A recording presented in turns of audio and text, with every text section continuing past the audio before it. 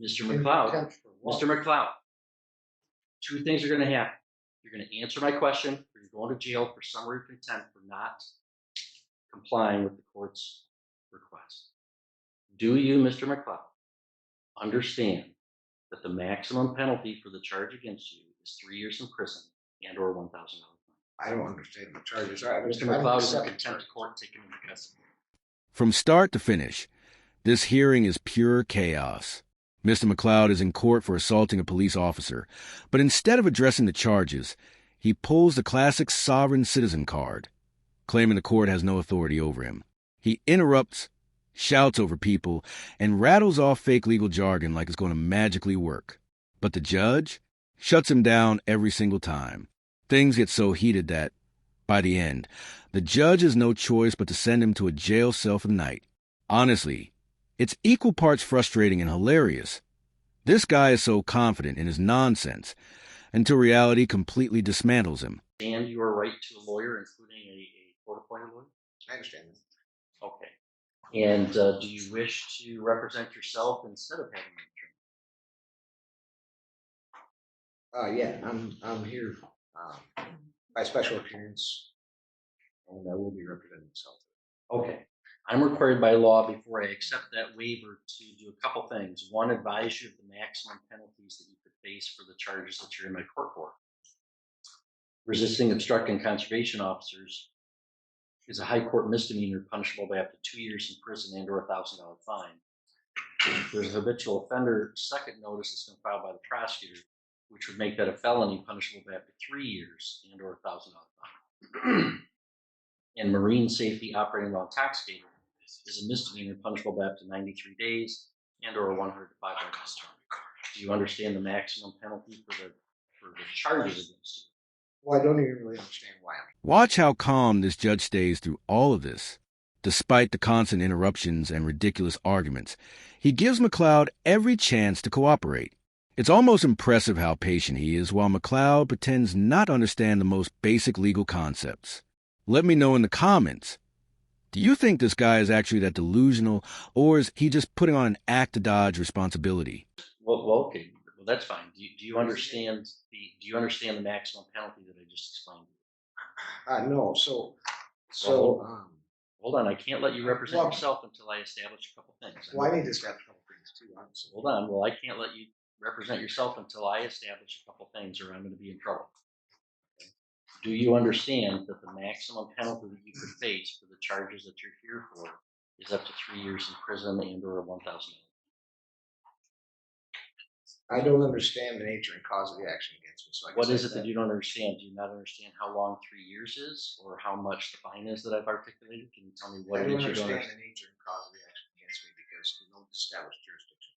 That's not what I'm asking you right now. I'll let you place whatever objections you want on the record, Mr. McLeod. I promise you that. Okay. Can we just go one step at a time? So do you understand the maximum penalty that you could face if you're convicted as charged? 3 years in prison or $1,000 fine? Well, I have another question because the statutory jurisdiction doesn't exist under the Constitution. So in order for me to defend myself, could you please tell me where the published rules of conduct are for criminal statutory jurisdiction, or where I can find the nature and cause of this jurisdiction, or how this information exists? No, I don't even understand what you're asking. So you're saying this is a statutory jurisdiction under what? The statutes of Michigan, correct? Mr. McLeod, I've told you what my jurisdiction is. General jurisdiction. The people of the state of Michigan voted to convene a constitutional convention in 1961. Sure. There was a constitutional convention in 1961 and 1962. They proposed a state constitution. The voters of the state of Michigan ratified that in 1963. Article 6 establishes the judicial power. And the circuit court is a court under that judicial power, Article 6 of the state constitution. And so you're here in my court. I have subject matter jurisdiction over those crimes. I have personal jurisdiction over you because you've been alleged to have committed them in our county. That's my jurisdiction.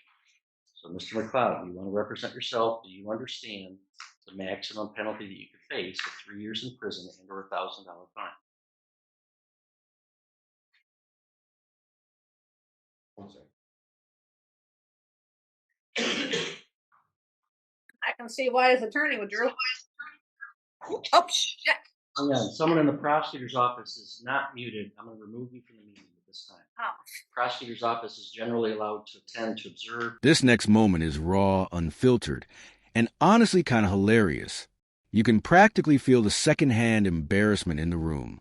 Maybe the woman involved was just caught up in the absurdity, but either way, it summed up exactly what everyone was thinking about McLoud. No wonder his attorney withdrew.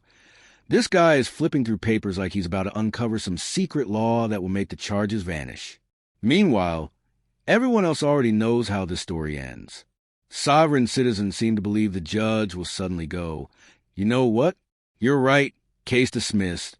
But in reality, it's like watching someone try to win a game they don't even know the rules to.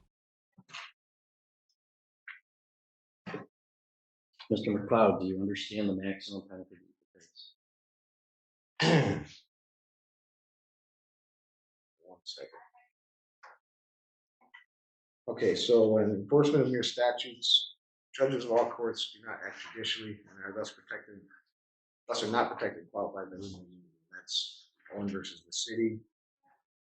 I just want to state a few things for the record since you're claiming this is jurisdiction under statutory law. Hang on.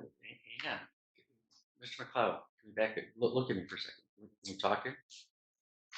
I've challenged subject matter jurisdiction. Nothing can go forward until that's addressed. You're saying I did address it and I denied your objection. I have subject matter doesn't exist under the Constitution. Your objection is noted. So, Mr. McLeod, do you understand? Let me explain to you. Sure. Sometimes, as I said, people might want to represent themselves, but let's say they have limited. At this point, the judge is done. No more patience. Just calm, professional roasting. McLoud is fumbling through his fake laws, while the judge effortlessly shuts him down with pure facts. It's a reminder that, in that courtroom, the judge is the ultimate authority, and they don't have time for games. I have to establish that they know what's going on before I can allow them to represent themselves. I'm required to establish, do you comprehend, do you know the maximum penalty that you could face if you're convicted as a result of this charge? 3 years in prison or a $1,000 fine. Do you understand that, Mr. McLeod? So I'd like to state for the record that Mr. McLeod, stop. court can be Stop, Mr. McLeod. If you don't understand it, I'm going to revoke your right to represent yourself and have an attorney represent you because I can't establish that you know what you're doing. So, do you know the maximum penalty that you would face?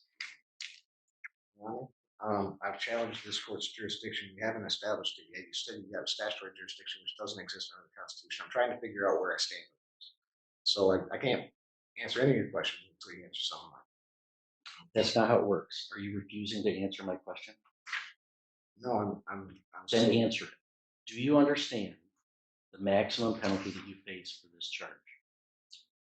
So judges who become involved in enforcement of Mr. these McLeod, statutes. I have other matters. Mr. McLeod, you know, I understand you want to object to things, and you're going to be allowed to object to things. Okay, but we have to do things one step at a time. And I do have other cases today. I'm not going to entertain this for like a whole hour. I've got other cases going on. If you want to dig in your heels and just make this real complicated or real difficult, we could do that. And I can hold you in contempt, and you'll go back to a jail cell for a while. I don't wish to be held in contempt. I just wish to exercise my Sixth Amendment right. That's fine. And So before I can let you under, I can cite laws that will show you that the exercise of a right can be converted into a crime. I'm trying to understand the nature and cause of the action against me.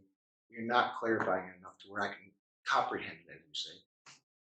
you comprehend the maximum penalty that you would face. I'm not answering any of those questions until you establish that this is a court of the Constitution has jurisdiction under these jurisdictions. I established it. I told you. You might think I'm wrong, and you can appeal. There's no such thing as a statutory jurisdiction. Mr. McLeod, let me make this simple for you. Do you ever watch? Let me make this simple for you. Sure. I'm going to ask you this question one more time. One more time.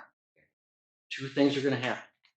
You are either going to answer my question, or I'm going to hold you summarily in contempt, and the court officer will bring you to a jail cell, and we'll talk about it tomorrow.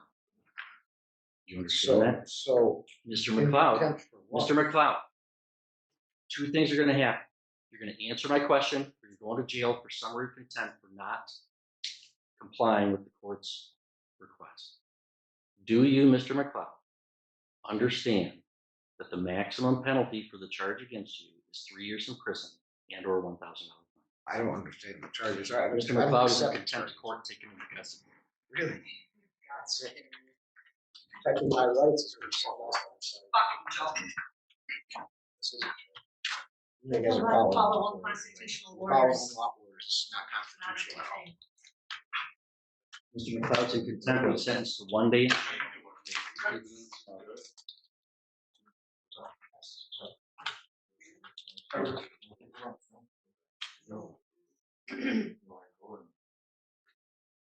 Mr. McLeod, your sentence is 1 day in jail. We'll reconvene tomorrow and get you This is notice. about the Constitution. I think nothing wrong except for questioning excessive. Watching McLoud try to play lawyer is painful. He refuses a real attorney, even though he has the right to one for free, and instead spends his time reading meaningless nonsense. The judge started off patient, explaining things slowly, but even the calmest judge has a limit. McLoud's charged with assaulting a police officer, a serious felony that could land him 3 years in prison. Instead of negotiating or defending himself, he wastes the court's time and ends up with another day in jail. His arguments? Legally worthless. His confidence? Completely misplaced. Sovereign citizen defenses have been thrown out of court for decades. In the real world, a felony like this can cost you basic rights like voting or owning a firearm, not to mention prison time. So that's the breakdown. What do you think? Is McLoud genuinely unhinged, or is this all an act? Drop your thoughts below, hit that like button, and subscribe for more Courtroom Chaos.